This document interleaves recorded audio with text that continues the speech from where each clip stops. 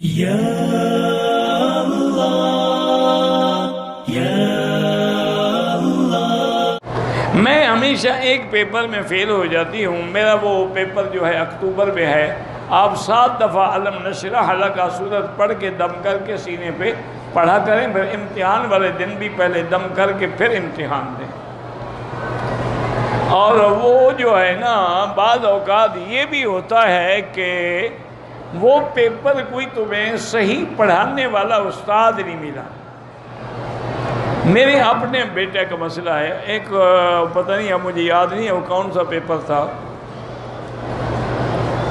وہ میڈیکل کا پیپر تھا، اس میں وہ اس کی سپلی آ گئی، ایک پیپر میں رہ گیا۔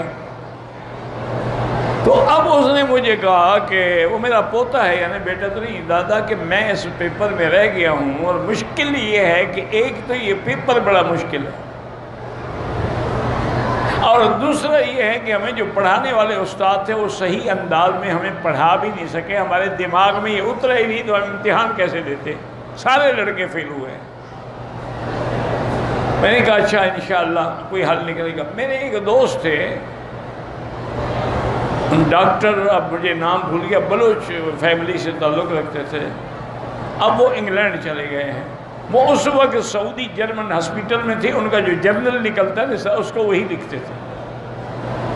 میں نے اس کو فون کیا، میں نے کہا یار میرے بچے کا یہ مسئلہ ہے۔ اس نے کہا حضرت میں نے ساری زندگی یہی مضمون پڑھایا ہے،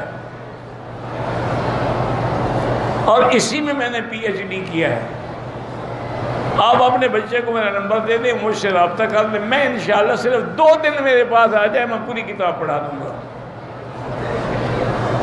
تو میرے بیٹے نے ان سے جا کے رابطہ کیا، انہوں نے کہا گھر آ جاؤ تمہاری مرضی ہے، ہسپتال میں آ جاؤ تمہاری مرضی ہے۔ میں تو ترستا رہتا ہوں کہ بلوچوں کی اولاد بھی کوئی پڑھو گی، جو اکثر بلوچ تو ہم جاہل ہوتے ہیں۔ تو اگر ایک آدمی ڈاکٹری پڑھ رہا ہے تو میرا فرض بھی بنتا ہے، ویسے تو مجھے مولانا کا حکم ہے۔ تو وہ بچہ میرا 2 دن اس کے گھر میں گیا، اور 1 گھنٹے کے لیے صرف اس نے 2 دن میں اس کو ماشاءاللہ اتنا تیار کیا۔ اس نے کہا کہ آپ جائیں، اس پرچے میں تو آپ زندگی بھر فیل نہیں ہوں گے، باقی پرچے جانے تم جانو۔ انہوں نے کہا تمہارے استادوں کو آتا جاتا تو ہے کچھ نہیں۔ انہوں نے 2 4 کر کے قاعدے سمجھا دیا۔ انہوں نے کہا اب تم خود اس کے ماہر ہو گئے ہو۔ وہ اس نے پرچہ دیا تو 100% اس کے نمبر ہے۔ میں نے کہا کہتا ہے دادا وہ تو صرف استاد نہیں، وہ تو پتہ نہیں معلوم ہوتا ہے کہ آئنسٹائن وہ خود تھا پڑھانے والا، وہ تو اتنا ماہر ہے اس مضمون میں۔ تو اس لیے میری بیٹی آپ اس لیے بھی فیل ہوتی ہوں گی کہ کوئی آپ کو پڑھانے والا نہیں ملا، کوئی اچھا آدمی ڈھونڈو۔